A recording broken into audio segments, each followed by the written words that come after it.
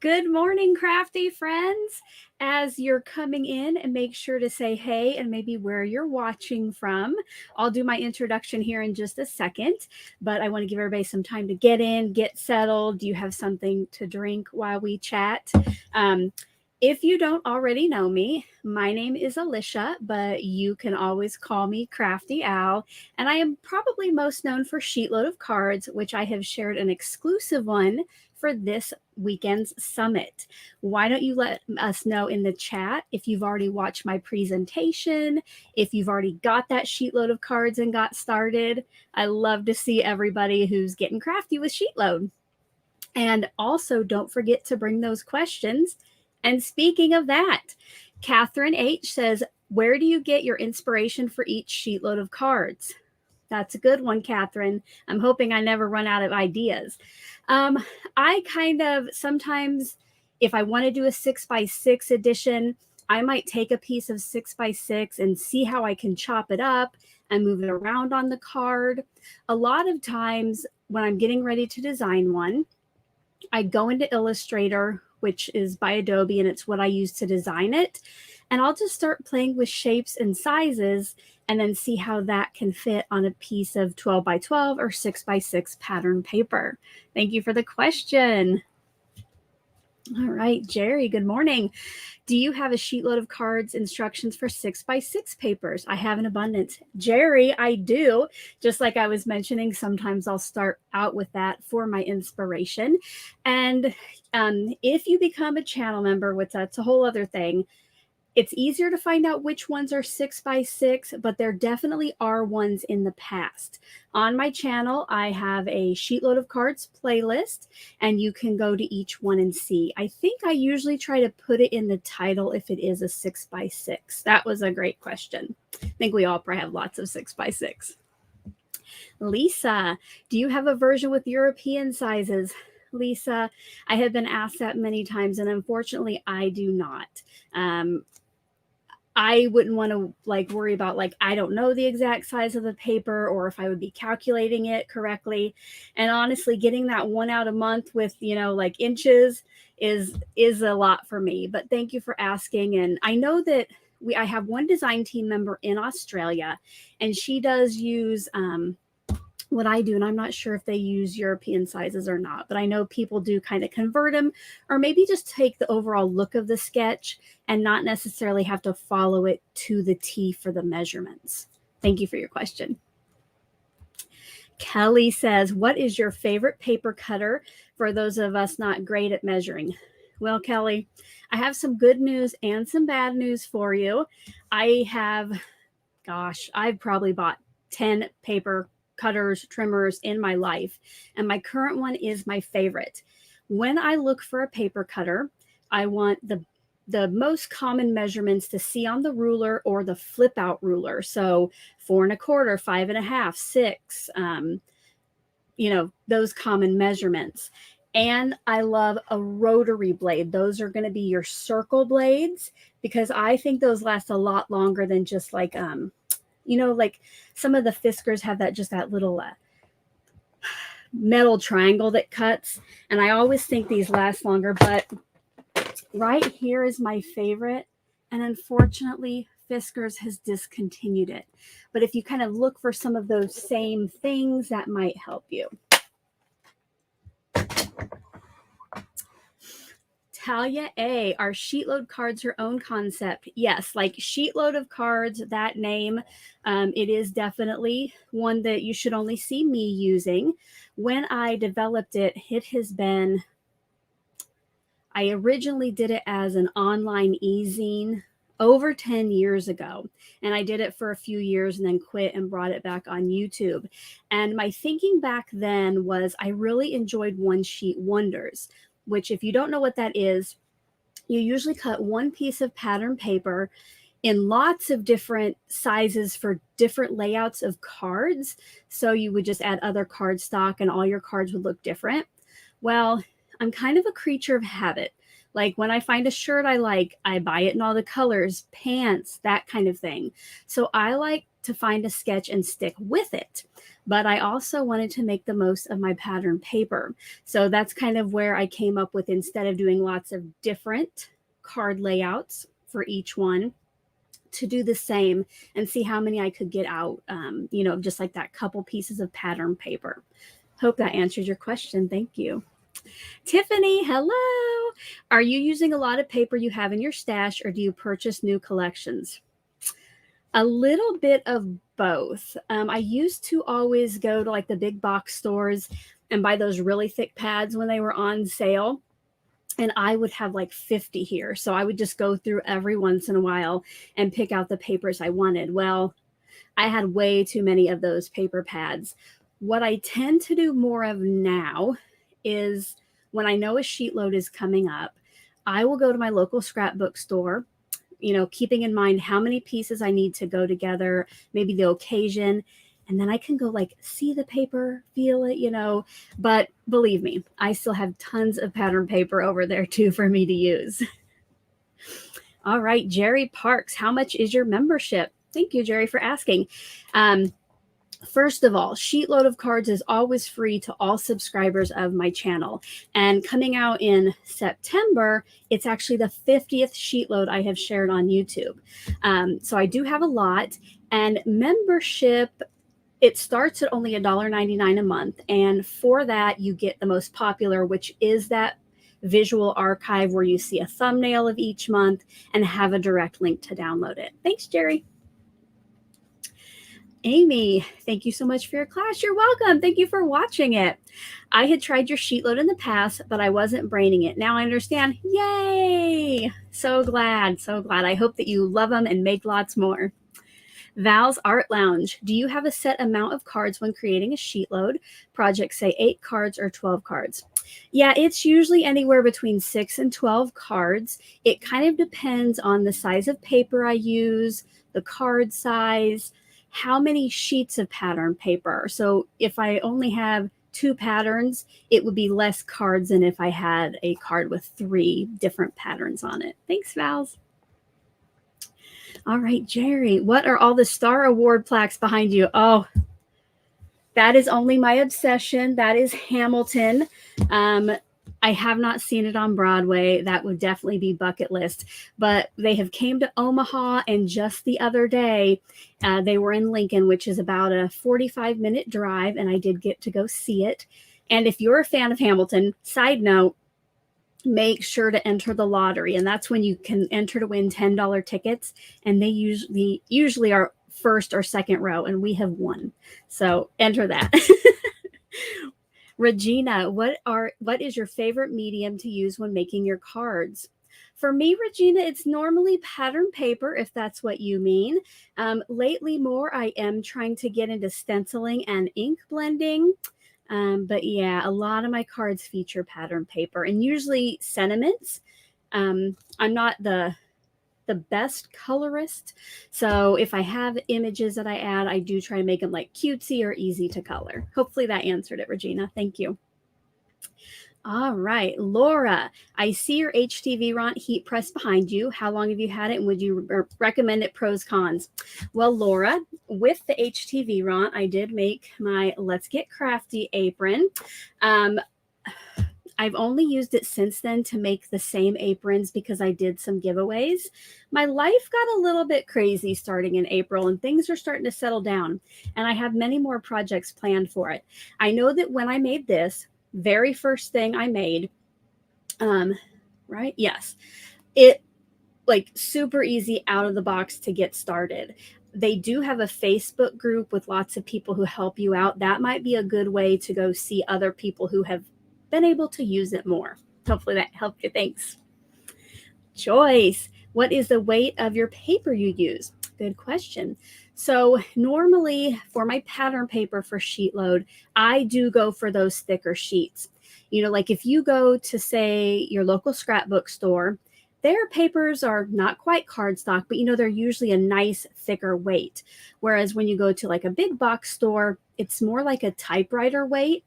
I find when I use the thinner paper, sometimes the edges don't cut as crisply. But if all you have is that thinner paper, you can definitely use it for a sheet load. All right. Give anything you want a try. Craft Roulette. Oh, hello, Mary. I know, I can't believe it's been 50 already, and we're celebrating it with a special size. So make sure to stay tuned. Make sure if you have any of those questions to go ahead and put them up over there in the chat to help Ardith out, who is behind the scenes helping me out. Thank you, Ardith. Maybe put question in front of it so she knows you have one for me. Libby, thank you for not charging for your projects. We so appreciate it. You are my go-to for cards. Thank you, Libby. And thank you to everyone who takes the time to watch those videos all the way through, because even if you're not a channel member, watching those videos is how I keep Sheetload free. Thank you so much. Talia, do you have a preferred adhesive to use with paper cardstock? So I do have some that I definitely prefer just because of the amount of cards I make with the Sheetload and all the adhesive it takes. I do definitely, when I'm doing that for my pattern paper, I use my ATG, and I buy these rolls in bulk, so they're pretty cheap. Now I also love a glue dot for little, you know, things, or for behind vellum if I need it. And lately I switched from art glitter glue, like for my liquid adhesive, I switched from art glitter glue, which I loved, but now I'm trying out Barely Art, and I have really liked that so far too. Thank you. Rick Adkins, how do you come up with your sketches for Sheetload? So I kind of talked about this a little bit before, but sometimes I will come down to my craft room and cut up a piece of paper in different sizes, lay it out on card fronts and see what I think. But most of the time it's playing in Adobe Illustrator with different size squares and rectangles and the occasional circles. Thank you, Rick. Jay, hi Jay. Do you have any Crafty Paws helping you with your Sheetloads? Jay, I certainly do. And one of them did try to jump on the counter about a minute before we went live. I had to keep her back. But sometimes they'll make an appearance. I have 2 kitties. They're both girls. It's Lyndon and Aspen. Thank you. Kelly, do you ever use a cutting machine like Cricut? So you might see here behind me, I have my brother's Scan and Cut. That I usually use for when I want to cut out stamped images. I also find that it cuts stencil material super well, but I don't use a Cricut. I do have a Silhouette. It's just over there. You can't see it. And that's what I use if I'm cutting vinyl or cardstock or something that I print, you know, like you have like the print and cut files. So if I like have sentiments with an area around it, then I use my Silhouette. Yeah, thank you. All right, Tracy S., you can let the kitties up on the screen. I could. They would love to be up here. Tina, late to the party, but do you have a favorite theme you go with? Well, it used to kind of be like all over the place. It was kind of depending on the season, you know, the time of the year, what I would do. Now I do kind of stick to pattern papers for the season, but when I make my Sheetload, because I do have some channel members who I owe mail each month, I usually try to stick with the sentiment that's like, hi, hello, just a note, but then change up the paper behind it for the season, just so I'll have some of those to get started on my monthly mail. Thank you, Tina. Jay, what type of material to use to make stencils? I got it on Amazon. They're 12 by 12 sheets. I think I just looked up like 12 by 12 stencil material. I tried 2 different weights. I don't know if it was 5 mil and 7 mil or 7 mil and 10 mil, but I have used both for stencils. Oh, here I have one. So here I made my own little art splatter stencil. I actually gave these out to my paper trimmer channel members 1 month, but it cuts really nice and it works well. Thank you, Jay. Lisa, what are your tips for avoiding hoarding pattern paper? Well, I would say purge every once in a while. I used to never get rid of pattern paper, and I still can't get rid of stamps or anything, but now probably twice a year, I do go through my pattern paper and my pattern paper pads and pull out what I don't think I'm going to use, and I donate it to the school that I used to work at. I usually just ask on the Facebook group if any of the teachers want it. and then I give it there. But, you know, if you have maybe like a church nursery area or a daycare, you know, a place maybe you can give it to where somebody could get some use out of it. I like that the best. Thank you, Lisa. Let me take a drink real quick. All right. Kelly, the frames behind you, are those your dies and what is it? Yes, that is actually a big whiteboard, and I have put huge magnets on it. I think they're like 1 foot by 3 foot magnet sheets, and that is not my whole die collection. But I was finding that when I had everything in drawers, I never used it. I didn't know what I had. So I do have a lot out on there, but I also have a lot underneath me. Mostly underneath me are like my alphabets, my nesting dies, that kind of stuff. But yeah, I do have a video somewhere on my channel where I tell you how I made that. Nicole, can you make your sheet load on the Cricut? Nicole, now for this summit, I do have that limited time bonus SVG, but I honestly try to make the sheet load so anybody with a paper trimmer can make it. You know, they're just simple squares and rectangles normally with the occasional circle. So no, it's not something I do every month. But I know last time some people were wanting that on the summit, so I did make that limited time bonus. Thank you. Yvette, hello Yvette. What software do you use to create your sheet load sketches? So I use Adobe Illustrator. It used to be like a CD you would install on your computer, but it is an online suite by Adobe. I do have the full suite, so I have like Photoshop, Illustrator, InDesign, that kind of stuff. Thank you, Yvette. Darlene, do you make extra cards for your family members to use? Well, most like sorry, my mom passed away in May, and her, my sister, and I, we were big card makers together, and that was something we like to do. So normally my family members who were sending out cards, they've kind of already made theirs, but I do have a sister-in-law who my mom would give her extra cards sometimes. So I think now I'll be able to give her some. And my mom would also used to take, I have subscribers who send in examples of their sheet load, and if they're blank, I save them to donate. So my mom would take those to like her local nursing home and use them in her church ministry, but not so much, especially now I need so many cards a month to send out to channel members. I don't give them away a lot. Thank you, Darlene. Ellen, what is the best way to clean rubber stamps? I will show you what I have. And this would, you know, just kind of be like for your standard inks. If you use something special like StazOn, you need something different. But I have this, my sister Lisa. This is just a chamois from the Dollar Tree. I think this is probably a quarter of it. So I keep it in this DVD case, and when I'm using it, after I've moistened it, I close the lid so it stays wet, and then when I'm kind of done stamping for a while, I open it up so it doesn't get musty. But I will tell you, if you have some stubborn stains on your stamps, now it doesn't get off like some of those really dark red ones, but Tailored Expressions Stamper Spritz, this stuff cleans off so much. I use it on my stencils too if I have stubborn stains on those. Thank you, Ellen. Sandy M, what do you do with the cards you make? So I did just kind of talk about that. Some I save up. I have to find a new place to donate to, but a lot of them now I send out when I'm ready. This has been a few weird months. I send out over 40 a month, so just on my own. So I'm going through my stash pretty quickly. Thank you, Sandy. Rick, how long in advance do you design each sheet load?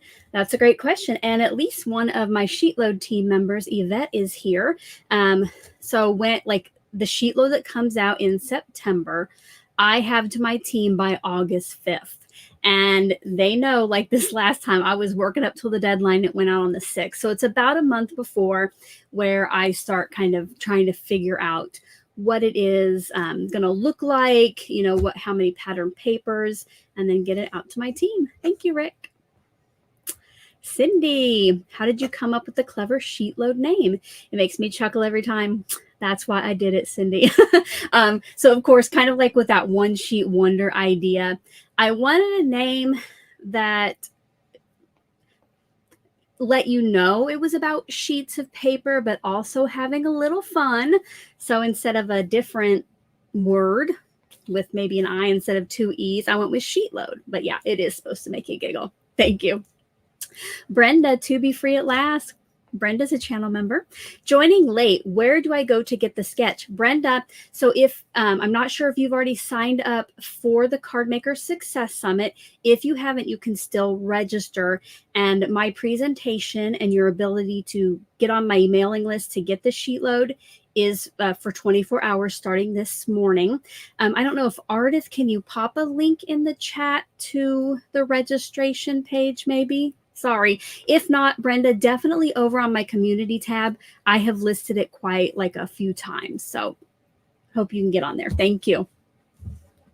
And Ardith might be over there doing that link. Oh, the last question wanted to know how to get the sheet load. If you could do to the registration page, please, the link if you have it handy. If not, like, I think if you look up Card Maker Success Summit, it should get you there too. All right, Lori, where did you get the stamp you use on the back of your cards? Let me go grab one, Lori. So this is what she's talking about. I got this. I designed it myself. Thank you, Ardith, for the link. I designed this myself, and then I sent it off to rubberstamps.com to have it made. I designed enough that fit on a 4x4 stamp area and shipped. Now, it was a few years ago, was only $13 for a clear stamp. So I would highly recommend that, especially if you can design your own. Thank you. Canyon Mom 1, do you have background in graphic design? I have a background in wanting to be a graphic designer. So years ago, pre-mommyhood, I worked for, it was Kinko's then. It's now FedEx Office, and it has changed a lot. But the last position I had with them, it was in the Document Creation Center. And it was a centralized place where we would, you know, design resumes and business cards and all that stuff. So I do really like that. And that's where I kind of learned to use Illustrator and all that stuff. Thank you. Linda Toman, do you do lives on YouTube?